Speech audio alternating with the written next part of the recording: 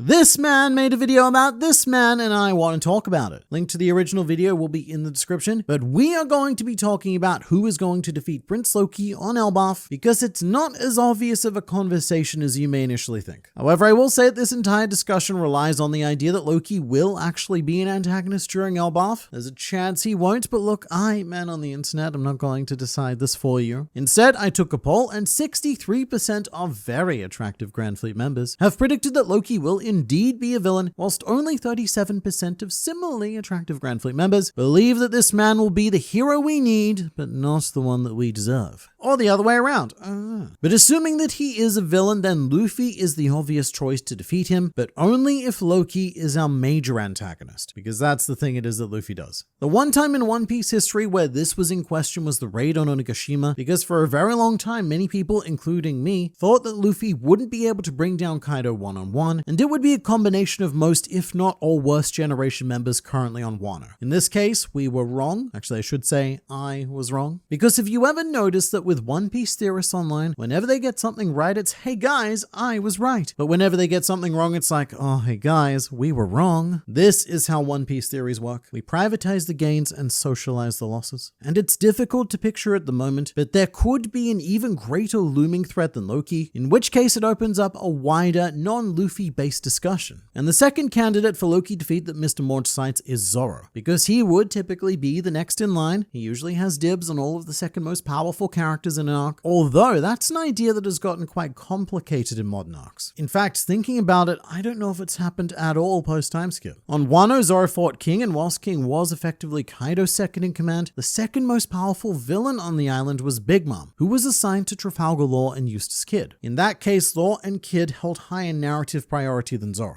As they should, they're captains of their own crews and they're telling their own stories. But if you go back to before Wano, skipping the Reverie, Zoro wasn't even present on Whole Cake Island to fight any enemies. Then step back before that, skipping Zo, Zoro fought Pika on Dressrosa, but there was no clear second strongest member of the Don Quixote Pirates, and I would even argue that Pika was given the least significance because Treble was beaten after him. And I do think that Treble would have been considered the second in command anyway. But then we take a step back to Punk Hazard, and Virgo would have been the second most powerful, but Law ended up taking him down, and you know what? I think I'm starting to see a bit of a Trafalgar trend here, because post-time skip, Mr. Law has often taken Zoro's spot in that secondary narrative position, calling dibs on the second most powerful antagonists. And if we take a step back before that, then we land at Fishman Island, and look, I'll accept that Hyozo was probably the second strongest member of the new Fishman Pirates, but either way, it has been an extraordinarily long time since Zoro has fought the second strongest dude in an organization, and he really hasn't done so at all post-time skip. And you know what? We missed out on Egghead Island, but that gets a bit embarrassing, because after the Five Elders and Kizaru, Rob Lucci clocks in at the seventh strongest antagonist on that particular island. And this is where I have to come to a bit of an internal Zoro reckoning with myself, because I do own a life-size statue of the man. I'm a pretty big fan. But a lot of the Zoro talk takes me back to the days of Zoro kills Kaido, a theory that I love so much that I framed it and hung it in my bathroom exactly where it belongs with the rest of my waist. I feel like the online One Piece fan base, no, that's not quite fair. I feel like a very specific section of the online One Piece fan base is always so desperate to have Zoro usurp the role of Luffy as a main character. And at this stage, there's really nothing you could tell me that would go even 0.1% of the way to convincing me that Loki will be defeated by Zoro, even if he isn't the major arc antagonist. And Mr. Morge, to his credit, is also highly skeptical, but he does offer parallels, such as the similarities between Loki and Zoro's introductions, which definitely exist. And I think that's part of why I love Loki's introduction so much, because it's an amped up version of how Luffy met Zoro. But if we were truly playing the game of parallels, then we would say that this would be evidence for Loki joining the crew, not fighting Zoro. Although I'm definitely not ruling out general fighting. I would love to see Loki fight Zoro at some point, as well as Sanji, and you know what? All of the Straw Hats, why not? Let's get the gang back together, do the Oars formation again, and break out a post-time skip pirate docking to take on Loki. But to say that Zoro has a chance of being the character to take down Loki for good, I don't know, I think it borders on delusional. I find it very hard to see Loki being a stepping stone for Zoro, because we're only one chapter into his existence at this point, but it already feels like Loki carries far far too much narrative weight to ultimately be beaten by Zoro, who even took a step back in his own arc of Wano, so I'm not sure if I see him stepping up in relevance during someone else's arc. But who could that someone else be? Well, that would be our next suggested candidate, Usopp, which is an idea that I love. However, it comes with about a million caveats. Before getting into the fine print though, the most amazing way for Usopp to earn the respect of all the giants would be for him to defeat Loki, because it took the combined power of every giant just to bring Loki down. And after this point, Usopp would almost certainly have a third statue built in his honor, because he already has one on both Skypiea and Dressrosa, and he would go down as one of history's bravest warriors.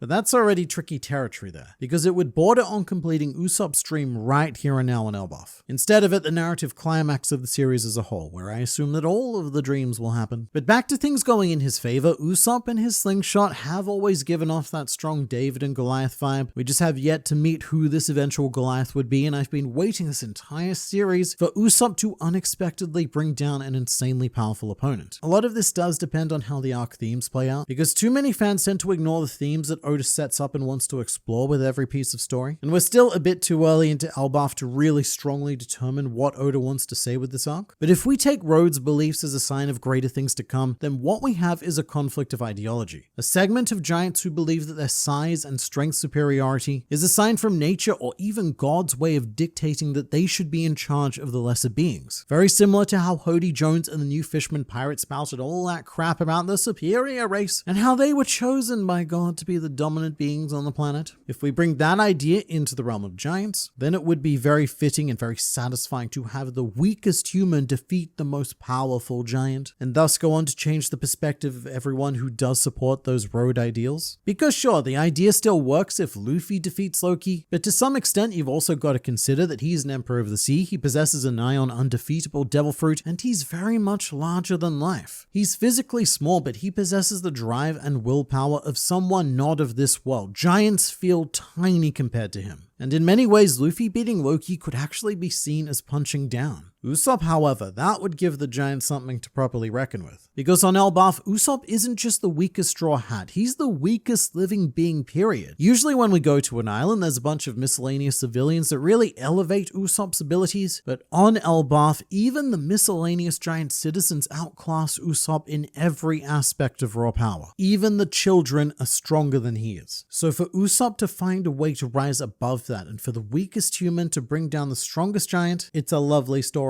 Do I think it'll happen? Almost certainly, probably not. But I do think there's potential for Usopp to play a major role. Perhaps assisting Luffy like he did in One Piece Stampede, where Usopp was the only one who cleverly managed to pierce the powers of Douglas Bullet in order to allow Luffy the vulnerability to finish him off. But something else that Morge brings up is that this could be the grand endpoint for Usopp's character. Something that has always been in mind, however, I'm going to challenge that in a video coming out quite soon. I've done more research into this, and Elbaf is more or less an accidental arc. There are reliable industry sources, as well as Oda himself, who have said that they were going to move forward without Elbaf, and in fact it was never at any stage the plan to visit the island. But more of that coming up in a whole video of its own, because that is crazy stuff. But with that in mind, it's really hard to buy the idea of Oda's grand plan for Usopp panning out here. Whatever the grand plan for him is, I would think that it would be saved for the final arc. Although something else I've considered is that Usopp could end up doing what Usopp does best, not fighting and defeating Loki, but converting him. Because Usopp pulls a furious amount of weight when it comes to the giants, as he's the one who won over Oimo and Kashi on Enisobi and Harudin on Dressrosa. So if Usopp could convert Loki without having to defeat him, then that could be a path forward as well. Although we have yet to see just how redeemable Loki is. Again, as presented to us so far, he feels very much like the pinnacle of anarchistic evil. But the next candidate suggested is Eustace Kid, and I've got to be honest about this one. I don't know why this man's name keeps getting brought up in important discussions, but let's look at the idea anyway, because maybe it isn't awful. What I will agree on is that at the moment there's a solid chance that Kid himself does show up on Elbaf. Unless Shanks fished him out and took him with him, it's hard to see him having gone anywhere else. And as mentioned, in terms of character status, he would be given narrative second priority in whatever fight battles happen over the Zoros and the Sanjais of the world. I don't see it happening though. Eustace Hostess Kid versus Loki, it just feels wrong. What I do want to see is Kid potentially getting involved in Elbaf though, and having a bit of a redemption in the eyes of the Giants, because he was the one who brought down Big Mom, and that's a pretty big deal in Giant society, because she is probably their greatest sworn enemy at this point. But I don't think he's a serious candidate for this discussion, and there does exist a much more intriguing possibility. Because the idea of Blackbeard has also been floated, and honestly, I don't hate it, primarily because I'm very interested in the idea of a light versus dark conflict, and if Loki calls himself the Sun God, then mate, he'd best be ready to defend that title against the rotund hippo of darkness. And this could also play into the idea of Blackbeard's third devil fruit, and I should say that this has always been a fan-based assumption, but given his motif of threes, and in particular the three skulls on his Jolly Roger, it's always been taken a bit for given that Blackbeard will ultimately have three devil fruits, currently possessing a Paramecia and a Logia, so our third fruit would theoretically be a Zoan. And if he doesn't already have that Zoan fruit, then the question becomes, what's he waiting for? I mean, Blackbeard didn't even go to Wano when it was looking like it was in danger of being beaten. So whatever this fruit may be, we could be looking at something even more powerful than that, which is a very short list of magical fruit, but one that could be a certain legendary devil fruit that Oda has decided to plonk on Elbaf. Going back to light versus dark, there could even be some fun wanky symbolism happening here. Like if Loki were to lose to Blackbeard, then that is the sun losing to the darkness, and that could be the beginning of the age of darkness spreading throughout the world and such. The beginning of a long night, the lowest point in all of One Piece, that Luffy will eventually fix by bringing about the dawn of the world. And while I admit I do find the idea fairly interesting, I also have to say I'm not convinced that this is a Blackbeard friendly arc. Again, this is all going to become clear when I post the aforementioned video about how Elbaf wasn't meant to exist, but as a result of that, it doesn't feel like a natural nexus point for Blackbeard to get involved, especially when it seems like he has his sights set elsewhere. He's already carrying out a whole plan at Umeet's shipping facility, and now that Caribou is with him, he's got a choice to make between Wano and Fishman Island to claim an ancient weapon. So I do think that Elbaf is looking like a less likely target, and I also think that there's a tendency within the fanbase to always try and tie Blackbeard into the events of whatever arc is happening at the time. People were convinced that he was going to show up on Egghead in person, not just Devon and Van Alga. But before that, there was also a big movement of people being absolutely certain that he was going to show up during the raid on Onigashima, and believe it or not, way back in the day, there was also a very popular theory that Blackbeard was going to crash Dressrosa as well. I'm not sure about Whole Cake Island, I don't remember much Blackbeard talk during those days. However, there is one situation where I could see Elbaf maybe being made into a moment for this to happen, and that's if Oda has decided to combine arc ideas, which has happened before. There have been occasions where Oda has wanted to do too much and it was going to take too long, so Oda and his editors came to an agreement to slam multiple arcs into one, which is how we got the half hot, half freezing island of Punk Hazard. And if Oda still wants to finish One Piece within the time period that he's tried to give himself, then this may be a case where the addition of Elbaf is less of an addition and more of an integration with existing endgame ideas. And in that, and only that case, could I see Blackbeard being the one to rock up here and seal the deal on Loki. But you let me know in the comments, what are your brain thoughts about anything? Doesn't even have to be about One Piece. How are you doing today?